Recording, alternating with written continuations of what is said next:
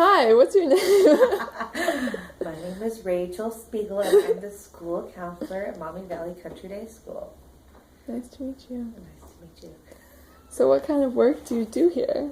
Well, the school counselor's job is broadly defined as dealing with the social, emotional needs of all the students in the school. So different from like the school psychologist who deals with the educational needs, I deal with the social, emotional, relational needs of the kids in school. Okay. So, what is the difference between a school counselor and a therapist?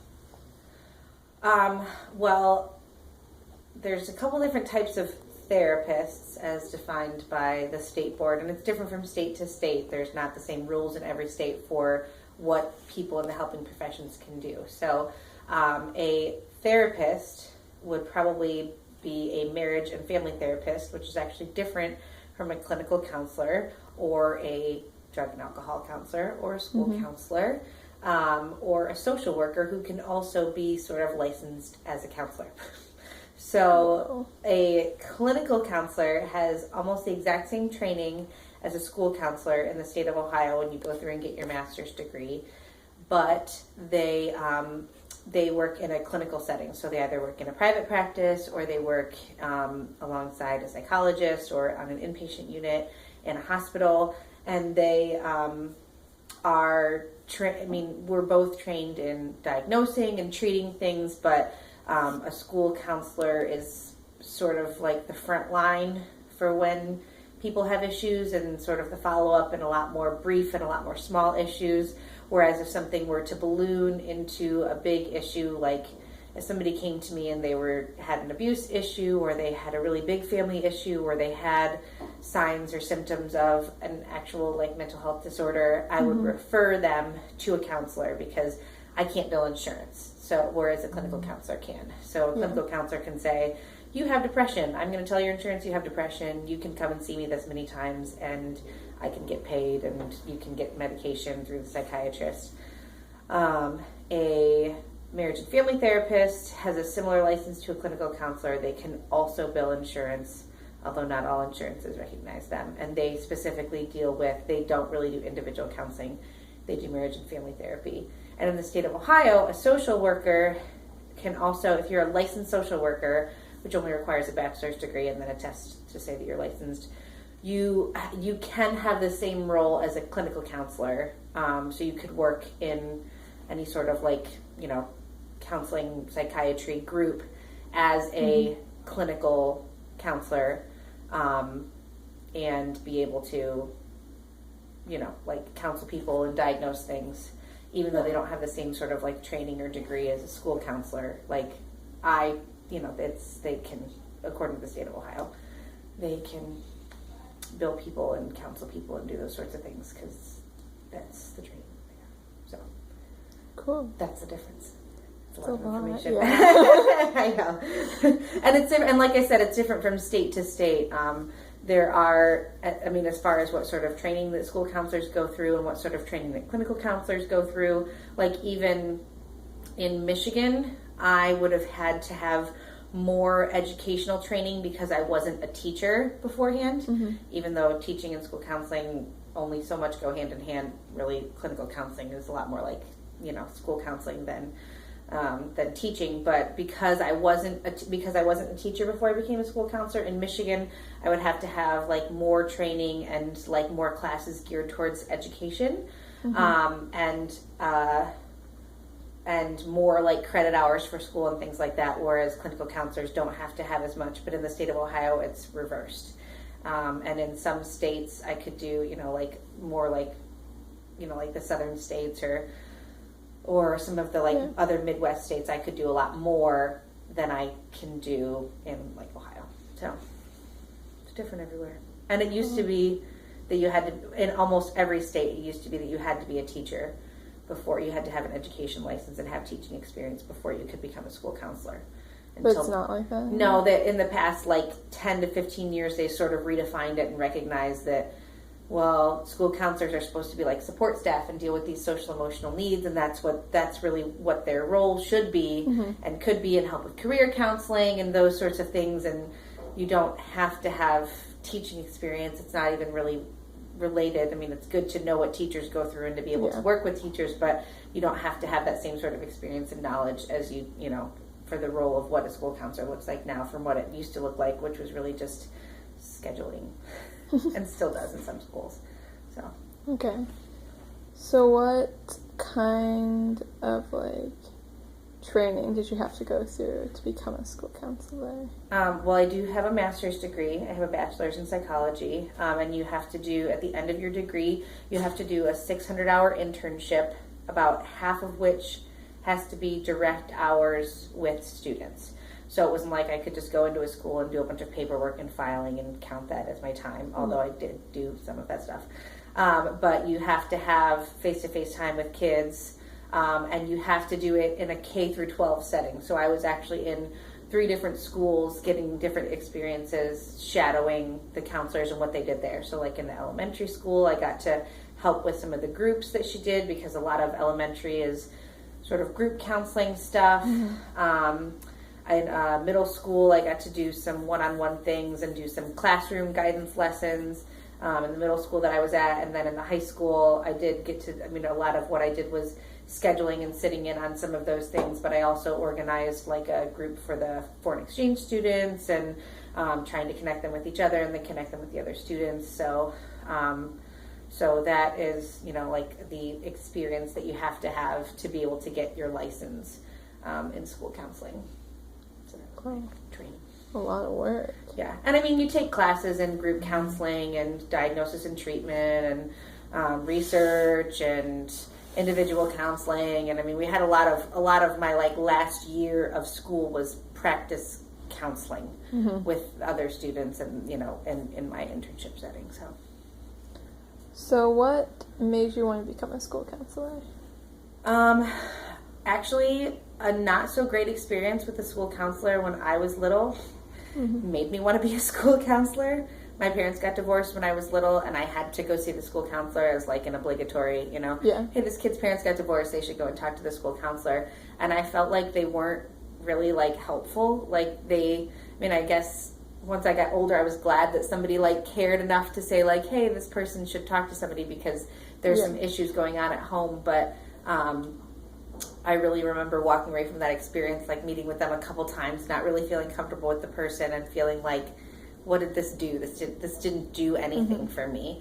And I knew I wanted to work with, teenagers.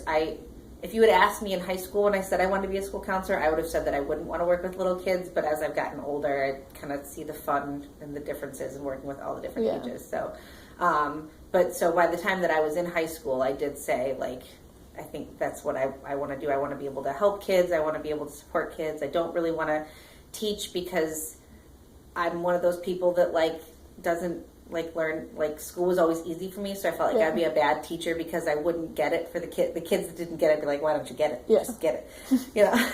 This is what it is.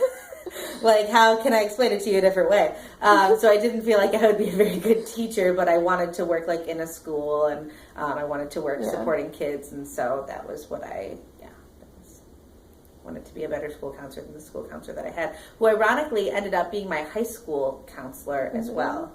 I still wasn't a big fan of him then. I'm sure he's not a bad counselor, but I just didn't have a good experience with him, so yeah. Wow, that's cool.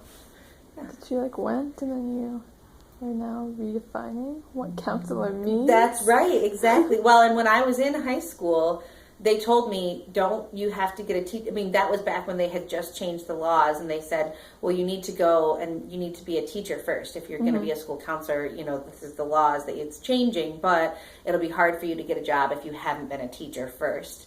And so, I kind of bucked the system with that because I had a bachelor's in psychology instead. But yeah, so it took me a while because I didn't get my master's degree right away, but I circled back around to it. Made it happen eventually. As long as you got it eventually. Yeah. So. Okay. Next question is, how do you kind of distance yourself from the people that come to you? Because, like, I feel like if I were in your job, then I would, like, get really emotional about their problems. Yes, the transference is have you guys learned about transference yet? Yeah, yes, indeed. You know, it's not easy. In a job that I had prior to this, I was a support person in a charter school, an elementary school on the north end of town, and it was in an urban area that was like a high poverty area, where we had a lot of kids and families that had a lot of issues. And I actually did work as a social worker for a short period of time right after I graduated with my bachelor's degree in a rural county. They can, get around that whole social work license when they're desperate and can't pay very much. So, I think that when you work with a really like high need, high risk population, you sort of have a trial by fire experience with that. Because if you think that working in a school like this, where people have real problems here, don't get me wrong, but when you work with a really, really high risk, high need population, you learn very quickly that you can't. Not only can you not solve all of these people's problems, like you really, you can't own them because you will burn yourself out, but also it's really arrogant to think that it's my job to like define what these people's lives should look like and solve their problems. Mm-hmm. And so it's sort of keeping that perspective that while there are, things that are culturally acceptable and normal and things that are outside of that, abuse and situations where kids are getting neglected, that there's definitely lines there, and they're important lines, and we want to make sure that kids are taken care of and that they're supported and that we can help them, especially when they're not getting a lot of help from their families, that so many people, if they come from like a decent family background and have a lot of their needs met, come in and see kids' needs not being met and think, I need to meet all their needs, or I need to find a way to make sure that all their needs are being met right away, or I need to remove them from the situation to go to a place where their needs are getting met, and that it's often so traumatic for it would be so much more traumatic for their kid. This is what they know, and even though it's not functional and it needs help, it takes baby steps to get there. So I'm kind of like answering this in a roundabout way, but just I think it's keeping the perspective that like my way isn't the best way, and that it's not my job to solve everybody's problems, but a counselor's job is to be able to as best you can get an understanding of that person and their situation and who they are and how they've come to be what they are, and their family and their support system, and help them to be empowered and help that family to be empowered to make the changes that they need to make or that they want to make to get to where they want to be. And so it's not, it's my job to kind of come alongside and help them to do what, to see and to have the skills and the resources to be able to do the things that they need to do for themselves, but it's not my job to do it for them.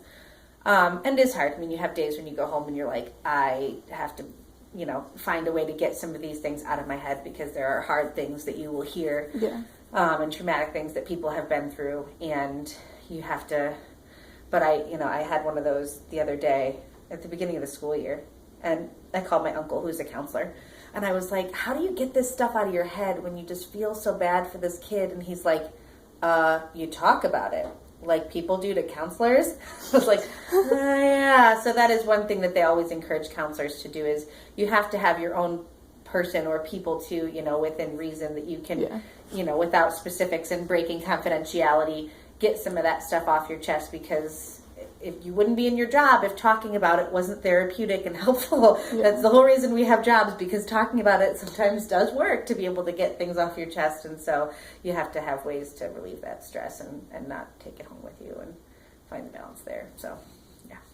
So as you talk to other people about it, do you have to make sure like not to say any names? Oh, yeah. Specifics? Right. Just like there was this kid and this and this. Yeah. And I wouldn't, and anybody that I would talk to if I felt like I needed to get something off my chest and out of my head wouldn't be a Mommy Valley person. It would be somebody outside of Mommy Valley, because I wouldn't want to put that person in a position where all of a sudden they're going, that sounds a lot like this person, and I wonder if, it's not fair for that person to start having the wheels of, oh, I bet they're talking about this kid, so it's you do have somebody outside of that. Yeah, you don't use names, you don't use specifics, but this kid came to me today and this was their issue, and it's just weighing heavy on me that they went through something like this. And yeah.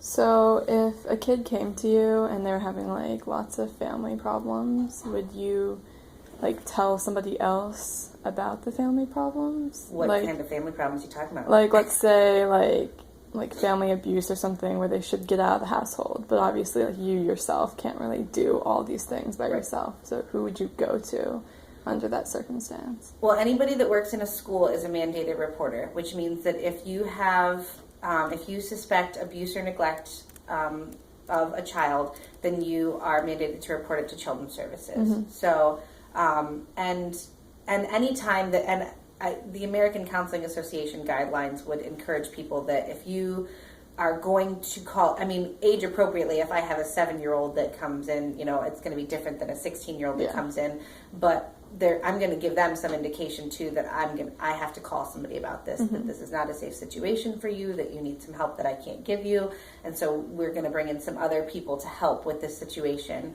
And most of the older, if you have an older kid, they generally know. They know that that's why they're bringing it to you. They know that it's not easy to hear that and to make a call, but I have to call Children's Services, and it, if there's other support personnel in the school that know about it, then who else have you talked about this, and so making sure that the right people within the school are able to come alongside and support as this kid goes through that. But we generally keep it as quiet as possible, and Children's Services doesn't always follow up on a situation, but if I had a kid that said my dad smacked me across the face, those are things that, that might not be an ongoing situation, but I would call and report that. They may or may not follow up on that, but it's my job to make sure that somebody has that written down somewhere, so that if there's other information that I don't know about, they can take all of that into account. And so it's their job to make a judgment call about what happens from there as far as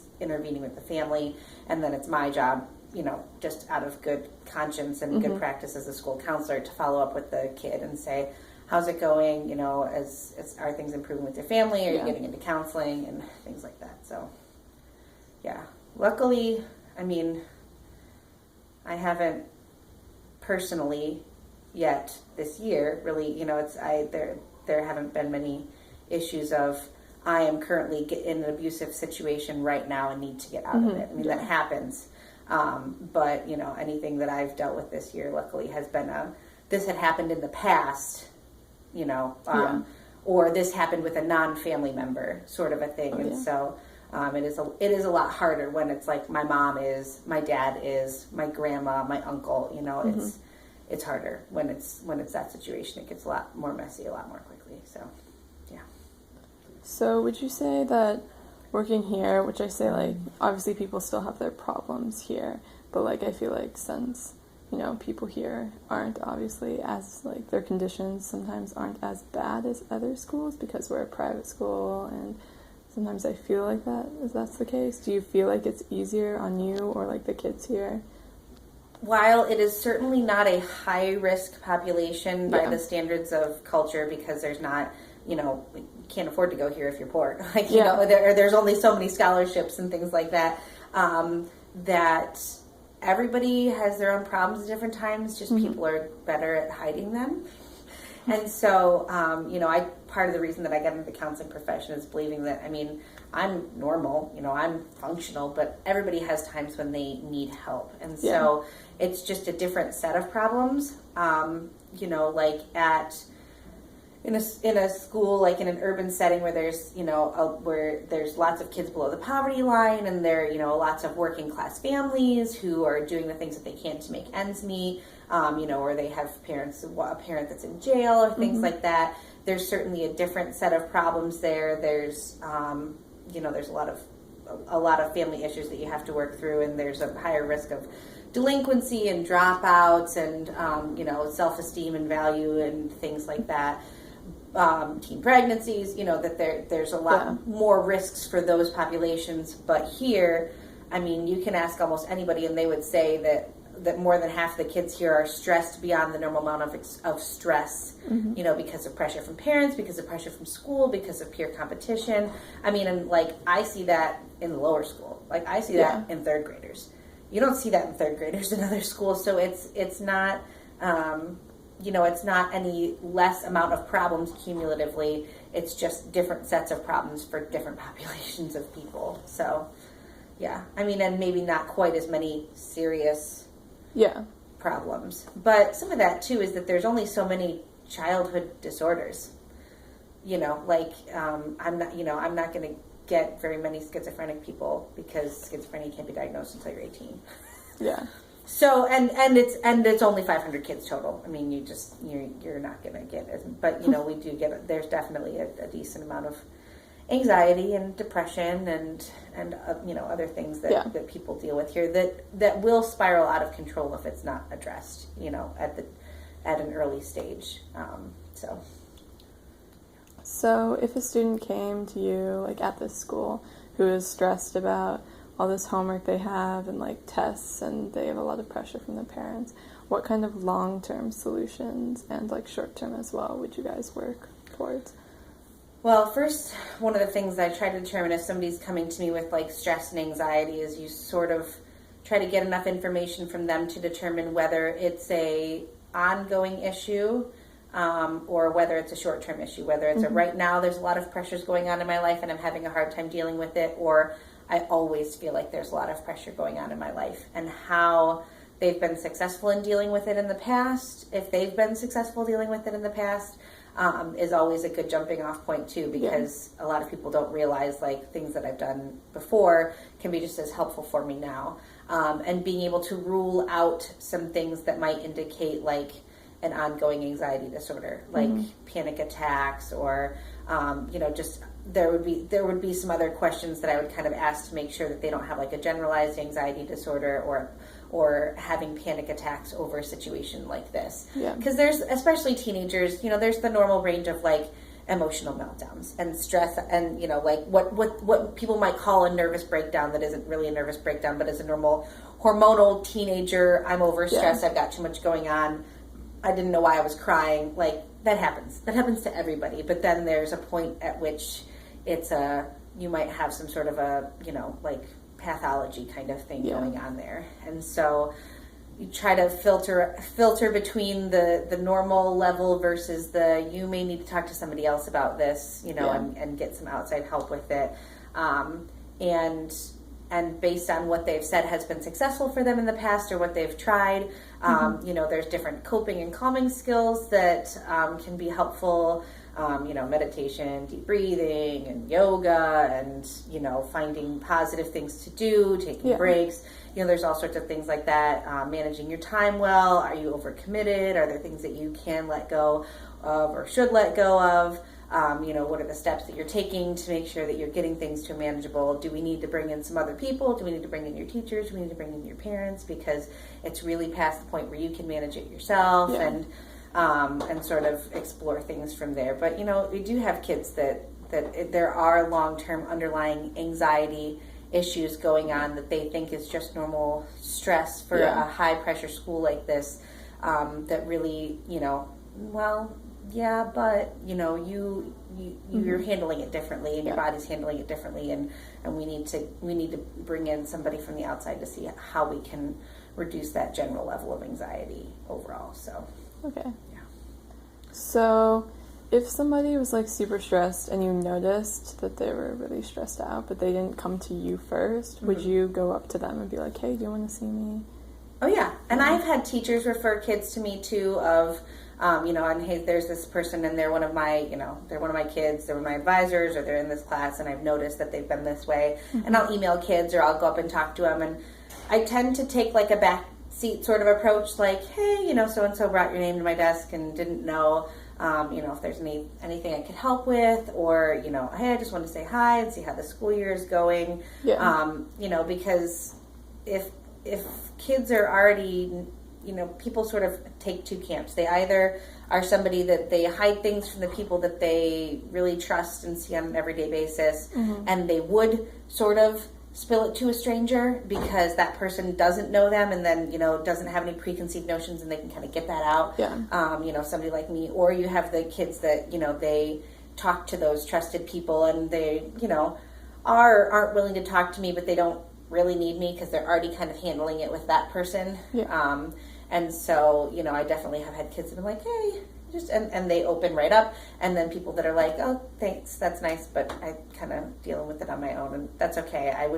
I'm even fine with them saying no thanks because just that basic interaction, opening the door, is hopefully them recognizing that I'm here and I'm willing to be that support person if you need me. My door is open and you can always come back to me, even if you don't, really want to. So, yeah. Cool.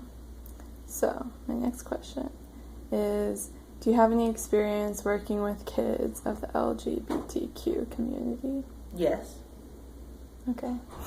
I mean, Yeah. I haven't had, I've had one instance where I had a kid who, not all of his friends knew and didn't know how to navigate a situation where all of his friends are talking about girls that they like and girlfriends, and he likes a guy, and people in his life knew, but not all of his friends knew, and he didn't know if he was ready to tell them, those sorts of things. I haven't had a lot of issues where I've had kids come in, people are judging me, people are bullying me because of that issue. I have had some people whose parents, didn't know or did half know and, weren't big fans of that. But in a school like this, I'm sure that there's some dissension, there's some difficulties, but there's a lot more openness and acceptance. So I haven't had any issues where I've had a kid come in and say, I'm specifically being targeted or bullied because of this thing, or I don't know how to tell my friends or my parents that this thing, that this is who I am, and this. So in that case, would you help them tell their parents, or would you intervene and try to tell their parents? Oh, I would never try to tell their parents on my own. No, I always think that that's the person's responsibility to handle that thing. Certainly if I had a kid that, I had been developing a really close relationship with over the period of a school year, and I was a really trusted person, and they were like, can I bring my parents in your office and tell them with you here? I wouldn't say no to them, but, I'm always going to encourage the kid, whatever an issue is, whether it's, I'm having sex with my boyfriend and I need to go to the doctor to get birth control and I can't do it by myself, or, I have this issue with whatever. Unless there's a really terrible parental situation going on that I'm aware of, I'm almost always going to have the kid try to talk to their parents on their own, because these are your parents. You're going to have them for the rest of your life. You have to learn how to say tough things to them and how to relate to them. And I will give you some tips, and I will try to help you along with that. I'd be happy to follow up with your parents. Have your parents call me if they have questions, or ways that I can support you through this. But it's always best to face that tough thing head on, even if you don't really want to. And it's one of those things too that it's not a if I had a kid and they came and they said, I'm gay, my parents don't know, I don't have to tell a parent that. That's not a thing that I'm required to tell parents, so it's not like I would call the parents and say, just so you know, your kid came and told me today that they were lesbian. It's not abuse. Nobody's being harmed. I wouldn't break a kid's confidentiality because of that. So, yeah. Okay. And what would you say is the most common thing at this school that you've seen? Not a specific instance, but maybe anxiety or something that most of the students here seem to. Most of the high schoolers? Sure. Just because I feel there's some differences at different grades, but I think that the thing that tends to be the most common is dealing with stress and managing stress, but also relational issues, not specifically boyfriend-girlfriend relational issues, but how do I confront this person about this thing? How do I deal with this conflict? How do I tell my friend that? I think that that's the other pretty common, normal thing, other than general stress and anxiety that comes up is, and the funny thing is if you talk to people, a lot of times people are even, the teenagers here, we sort of weigh different options and what's the worst that could happen, what's the best thing that could happen if you did this, and what are the different possibilities of what you could do. And most people know what they're supposed to do. They don't want to do the hard thing, even though they know that they should do the hard thing. And so they're coming to you because they're hoping that you're going to tell them that there's some sort of easy secret way out.